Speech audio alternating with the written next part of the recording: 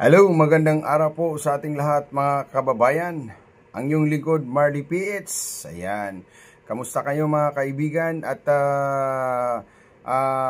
Luzon, Visayas, Mindanao at sa mga kababayan nating OFW. Kumusta po?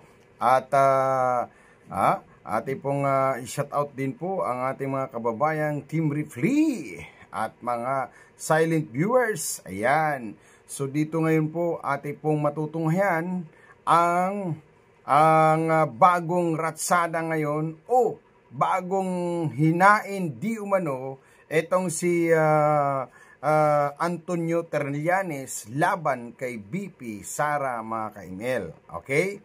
So dito mga kaimel, hindi niya tinantanan itong si BP Sara, no? Ano ba talaga ang punot dulo dito mga kaimel? At ito na nga, kung makikita nyo, ay ang kanyang estilo. Okay? Ay, ayon sa kanya mga kaimel, ayon kay Trillanes, ipinakita niya sa publiko ang umano'y lawak ng korupsyon ni BP Sara Duterte. Oy, talaga naman totoo ba yan? Yung pinapakita mong mga ano na yan, dokumento? Hindi kaya? Estilo lang yan? O pakitang ano lang yan may dokumento? Baka naman hindi tama ang laman yan. Okay? So dito mga kaimel, natin malalaman na itong estilo niya ay binigyan naman ng diin ang korupsyon ni ayon dito sa kanya ni BP Sara. Hindi na kayo titigil diyan. Mismo wala nga pong nakikita na anomalya laban kay BP Sara. Okay, di ba? Ayan. So, atin pong atin na pong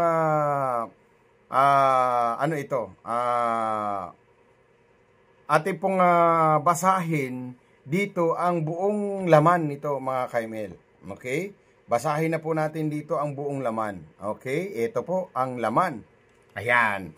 Kung makikita nyo dito mga kaimel, ayon dito sa kanya, okay? Ayan. Ayon kay Trillanes, ipinapakita niya sa publiko ang di umano'y lawak ng korupsyon ni BP Sara Duterte. Di ba? Lawak daw. Ibig sabihin, ilang ektarya ba? Ilang ektarya ba? Trillanes, ang lawak ng di umano'y sinasabi mo na malawak ang korupsyon. Malawak. Ilang ektarya ba? Ayan. Okay. Second paragraph. Ayon sa kanya, ayan, kumpiyansa si dating Senador Antonio Trillanes III, repeat na may pakita sa impeachment trial ang mga ebidensyang nagpapatunay di umano sa korupsyon ni Vice President Sara Duterte. Oy, talaga lang naman talaga lang na ito ay totoo ito. Oy, talaga lang. Ayan. Ayon kay Trillanes, oras na makita ng publiko ang mga ito. Ayan. Na inaasahan niyang magagalit mga taong bayan at mahikayat ang mga senador na bumuto laban kay Duterte. Talaga lang naman. Cross-examine na kaagad yan. Kung tama ang hawak mong dokumento, di sana all na lang talaga. Sana all na lang tayo kung tama ang iyong hawak na yan. Ayan, sana po i-cross-examine kaagad yan. Okay. Ayon pa sa kanya, ginit niya we will present the evidence to the public.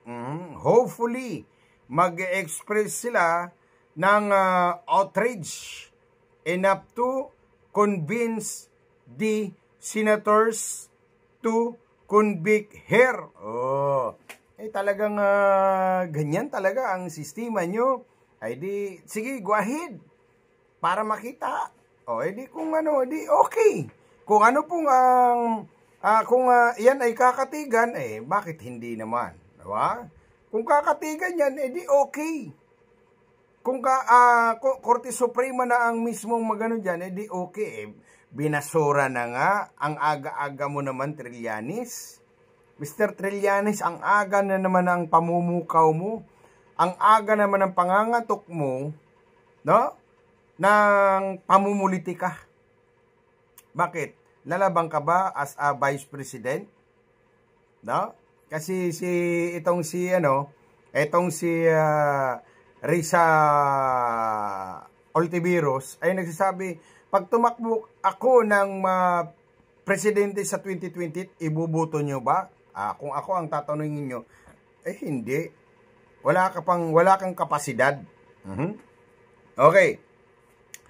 Ayon sa kanya, dagdag pa ni Trillanes, mainam umano kung muling magpapakita ng galit ang publiko laban sa katiwalian. Ikaw palang nag-uudyok dito Ikaw yung nag-uudyok. May mga ganong estilo mga Kaimil na itong kanyang pinail di umano ay pang-udyok na ito sa laban sa taong bayan. Maniniwala pa kaya? O kayo ba ating mga viewers, maniniwala pa ba kayo sa kanya? Na ang dami-dami niya mga allegation, hindi naman napapatunayan. Puro paninira lamang. Di ba? Puro paninira lamang ang kanyang mga banat. Okay? Ayon nga dito, okay, ayaw ko nang sabihin kung ano ang mga ginagawa nitong si Mr. Trillanes. Okay? Dahil dyan, masyado kang kahol ng kahol, ang aga-aga pa, talagang takot na takot kayo kay BP Sara, no? Mamaya, darating ang panahon sa 2028, baka ilalampaso kayo. Ganun lang yon. Kaya ngayon pa lang, sisiraan nyo na nasisiraan, nagpapabrikit kayo ng mga hindi tama. Kung tama yan, di ko fine. Kung hindi tayo nagkakamali. Okay? Paano kung fabrication yan? Yan ang tanong kaagad. Okay? Di ba? So, kayo nang bahala, Kaimil, mga kabayan nating minamahal, itong mga pahayag ngayon ni Mr. Trillanes. Okay? So, hindi na bago sa atin yan. Yung taong na yan, dahil tested na itong si Mr. Trillanes. Laban lang, BP Sara Inday. Huwag ka magpapikto dyan. Kay Mr. Trillanes. Dahil ganyan lang talaga yan. Uusig ng usig sila. Parang aso lang din. No? Tahol ng tahol. Kasi, meron silang gustong mangyari. Okay? So, ngayon, mga Kaimel, dumako na naman tayo dito sa, kung kilala nyo pa, si Attorney Harold Respicio, mga Kaimel, may bago na naman siyang ratsada ngayon. Okay? Anong ratsada ngayon ni Attorney Harold Respicio? Okay, naku naman talaga, Ito talaga ang talagang malupit. Malupit itong si Attorney Harold Respicio. Sana po dumami pa kayo dyan at nakabantay siya kung ano po ang mga nangyayari diyan sa kanilang mga nasakupang lokal. Okay? Handa na ba? Eto, pasok. Ngayong araw na pala, yung distribution ng financial assistance. What? Hindi ko ako. Hindi ba pag-uusapan dapat natin ito? Hindi pa natin naset yung salapi, Ibig sabihin, naipasan nyo na, hindi ko alam. Sir, nagawa yan. Noong hindi ba kayo nakaupo? Hindi nga. Hindi ako naniniwala. Nahihirapan ako maniwala. Kasi akin nga. Akin nga yung mga ordinansa. Sabi ko, akin yung mga attached documents. Ayaw maglabas. Itong si Secretary, ayaw maglabas. Resti bawa. Secretary ng sambuyan. Ayaw mo bang makatrabaho yung mga ganitong tao. Bisanis, hindi nagsasabi ng totoo. Ayaw maglabas. Ang document, pati supporting document. Buti na lang, public document. Eh, siyempre, mali ako mag-research. Nakuha ko yung mga ibang documents. Nakuha ko yung mga documents. Hinadali ko kagabi, na-analyze yung mga documents. Imagine mo, merong magically na ipasa na ordinansa na hindi ko alam. Eh, nung nagkakaintindihan tayo, wala pang maipasa na ordinansa. Excited ako mamigay ng malaking pera sa ating mga Toledo farmers. Ngayon, ang lumalabas, na ipasa daw yung ordinansa noong March 2025. Hindi pa ako nakaupo doon. Under pa daw sa pagiging presiding officer ni Honorable Bong Respicio and itong mga SB ang nakaupo. So tinanong ko, totoo bang may nangyaring session? Kasi required sa batas na dapat merong session. Kung walang session at aktibong nag-participate yung mga tao, ibig sabihin, illegal yung ordinansa. Ibig sabihin, pag illegal yung ordinansa, illegal yung paglabas ng pera sa inyo ngayon. At kung ano mang gastusin na nasa ordinansa. Diba? Gusto kong bantayan na tama para sana mapalaki yung pera na darating sa inyo. Ngayon, titignan ko. O sige nga, So, ayon dito mga kaimel, talagang ito nasusuri mismo ni Attorney Harold Respicio. Nako, talagang kagaling-galing naman itong si Attorney Harold Respicio at nakikita ka agad, no? 82 million ang budget, subalit ang ibibigay lamang ay 21 million. Paano naman yung ibang pera? Saan mapupunta? Nako, ito nga sinasabi natin na dito pa lamang sa mga lokal pa lamang ay meron na talaga palang mga hukus-pukus. Okay? Hukus-pukus pa more. Okay, tuloy. Kaya dahil meron akong suspetsya na irregular. So, dito mga kaimel, ay itong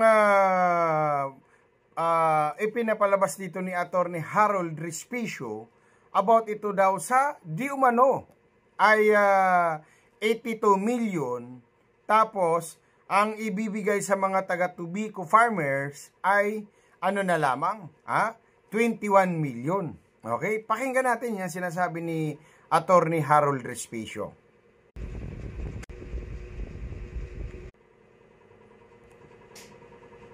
Tuloy natin, para ano nang nangyari. Ayun ang kopya. Sabi ko kay Banji, boss, wala, hindi available. O sige, ayun ang kopya na ibinigay ninyo doon sa probinsya. Kasi required magbigay si Secretary Nesty Bawa sa probinsya ng kopya ng ordinansa within 3 days after ma-aprobahan. Nasaan? Sabi, sir, hindi kami nag-submit. Budget ang nagbibigay yan. Wala pa din. Reset. Wala. Budget na lang nagsasubmit. Yung nakuha kong kopya sa probinsya, kailan i-submit? Tanungin nyo, kailan? September 1. March, April, May, June, July, August, September. Mahigit 6 na buwan. Within 3 days dapat mag-submit si Secretary. Para kayo napaisip ako, kung dinoktor itong ordinansa na ito at walang totoong nangyaring ordinansa, malamang late nila isasubmit. Dapat kung totoong nangyari ito, baka yun ang masakit dito mga kababayan nating minamahal. Okay? Dinoktor di umano. Ayon dito kay Harold Respicio, dinoktor, nako, ang hilib talaga nyo magdoktor-doktoran. Yun ang masama dito. Dahil yung mga pinaggagawaan nyo dyan ay taong bayan po ang naapektuhan dito. Okay? Maawa naman kayo sa taong bayan. Maawa naman kayo sa inyong nasasakupan. Okay? At buti na nga lang, itong si Attorney Harold Respicio matapang at nanindigan para sa taong bayan. Okay? Tuloy natin. Okay? Tuloy natin to mga kaimel. dapat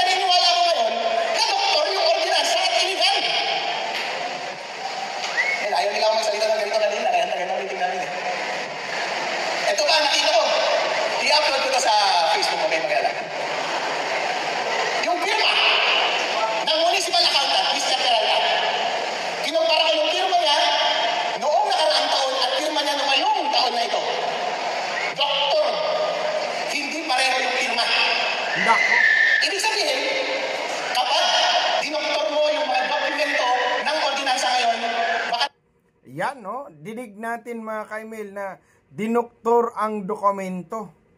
Falsification of documents sa perma. Nako, eto na nga, sinasabi natin at lumulutang na ang mga kawalang hiyaan din dito sa lokal ng lugar ng itong ano na ito, no? Itong lugar ng saan ba ito? Tarlac, mga kaimil, no? Ayan, mabuhay kayo taga Tarlac, ha? Shout out sa inyo. At ito ay nanindigan dito ang inyong Vice Alcalde na si Harold Respicio. Mabuhay po, Attorney Harold Respicio, para sa inyong bayan. Okay, tuluyan natin to. Ayan.